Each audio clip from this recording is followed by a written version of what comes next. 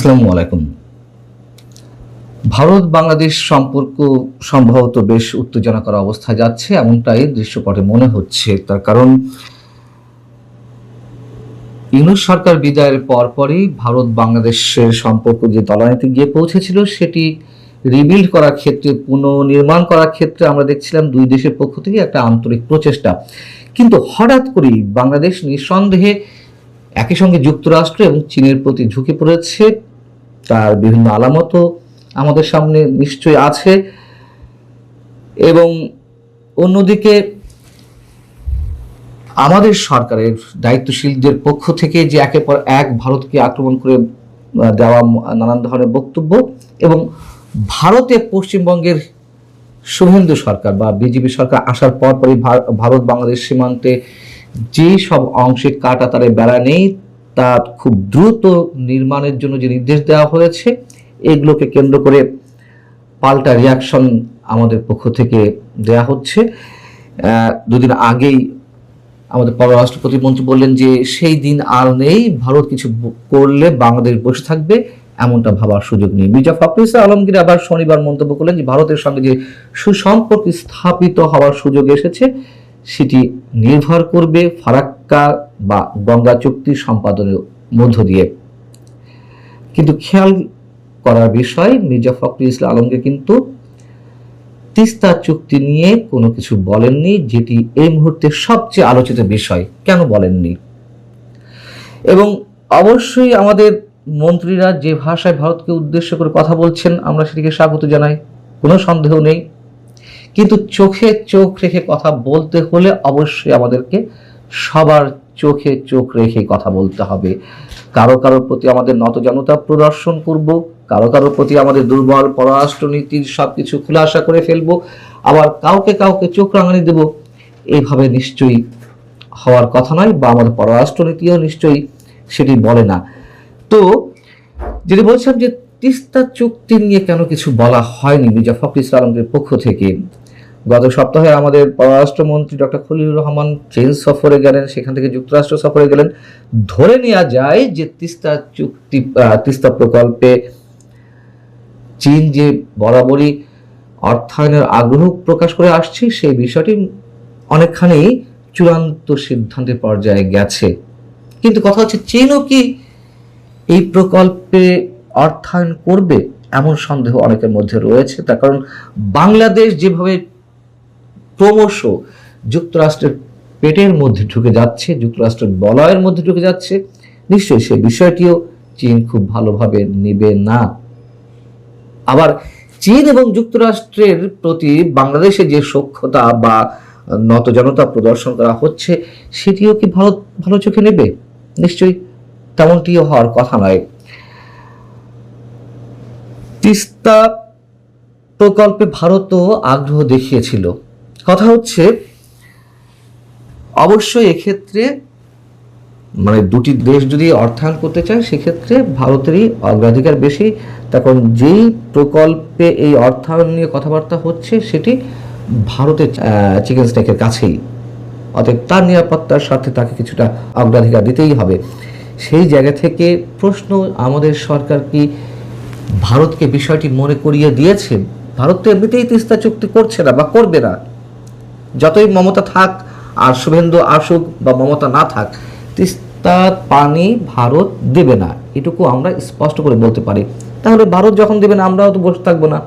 কিন্তু ওই প্রকল্পে অর্থায়নের জন্য কি আমরা নতুন করে ভারতকে বিষয়টি মনে করিয়ে দিয়েছি যে ঠিক আছে তোমরা অর্থায়ন করো? যদি বিষয়টি এমন হয় যে ইচ্ছাকৃতভাবে যুক্তরাষ্ট্র কিংবা চীনের প্রতি অতিমাত্রায় নির্ভরশীলতার জায়গা থেকে ভারতকে বুড়ো আঙুল দেখানোর প্রচেষ্টা হয়ে থাকে, সেক্ষেত্রে নিশ্চয়ই দুই প্রতিবেশী রাষ্ট্র যদি একটা চরম অস্বস্তিকর অবস্থায় পৌঁছায়, নিশ্চয়ই আমাদের ভালো থাকার কথা নয়। এদিকে আবার আরেকটি বিষয় মনে করিয়ে দিই, মির্জা ফখরুল ইসলাম আলমগীর ঠিকই গঙ্গা চুক্তির কথা বললেন, তিস্তা চুক্তির কথা উল্লেখ করলেন না। আবার তিনি একটি খুব হাস্যকর মন্তব্য করেছেন, সেটি হচ্ছে বাংলাদেশের স্বার্থ বিনষ্ট করে আমরা কখনোই কোনো চুক্তি কাউকে করতে দেব না, এ ব্যাপারে আপনারা নিশ্চিত থাকতে পারেন। না, আমরা মোটেই নিশ্চিত থাকতে পারছি না। বরং স্পষ্টত এর উল্টোটাই ঘটছে। কথিত মার্কিন বাণিজ্য চুক্তি নিয়ে যা কিছু হচ্ছে, যা কিছু আমরা জানতে পারছি, এবং সেই সব জায়গা থেকে যত ধরনের বিরোধিতা, মার্কিন বাণিজ্য চুক্তি বাতিলের যত দাবি, সব কিছুকে উপেক্ষা করে সেই চুক্তি বাস্তবায়নের কাজ একের পর এক বিএনপি সরকার এগিয়ে নিয়ে যাচ্ছে। আমরা বোয়িং কেনার চুক্তি সম্পাদন হতে দেখলাম, তারপরে জ্বালানির ক্ষেত্রে আমরা সমঝোতা স্মারকের স্বাক্ষর হতে দেখলাম। এখন যেটা শোনা যাচ্ছে নতুন করে যে বাংলাদেশের সমুদ্র এবং বিমান ঘাঁটি যুক্তরাষ্ট্রের সামরিক কাজে ব্যবহারের জন্য উন্মুক্ত করে দেওয়া হতে পারে, এমন একটি গুঞ্জন গত দুদিন ধরে শোনা যাচ্ছে।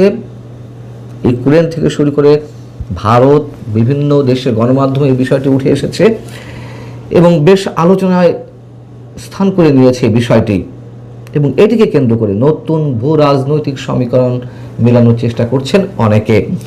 কথিত মার্কিন বাণিজ্য চুক্তির মধ্য দিয়েই বাণিজ্য এবং প্রতিরক্ষা সমঝোতা বাংলাদেশকে যুক্তরাষ্ট্রের বলয়ের মধ্যে নিয়ে যাচ্ছে, পেরের মধ্যে ঢুকিয়ে ফেলা হচ্ছে, একথা আগেই বলেছি। নতুন করে যেটি জানা যাচ্ছে যে general security of military information agreement বা জিসোমিয়া এমন একটি চুক্তি, একই সঙ্গে acquisition and cross service agreement ACSA, এই দুটি চুক্তি করার বিষয়ে আমরা জানি যুক্তরাষ্ট্রের পক্ষ থেকে গত বেশ কয়েক বছর ধরে বাংলাদেশ সরকারের উপর চাপ দেওয়া হচ্ছে। আওয়ামী লীগ সরকার ক্ষমতায় থাকতেই 4 বছর থেকে 5 বছর ধরে নানান ধরনের চাপ প্রয়োগ করা হচ্ছিল।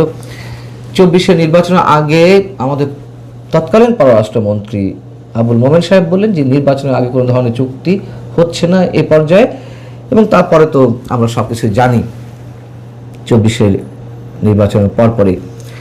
অতএব সেই চুক্তি এখন করার জন্য আবার নতুন করে তোড়জোড় শুরু হয়েছে যুক্তরাষ্ট্রের পক্ষ থেকে। এখন জিসোমিয়া কি?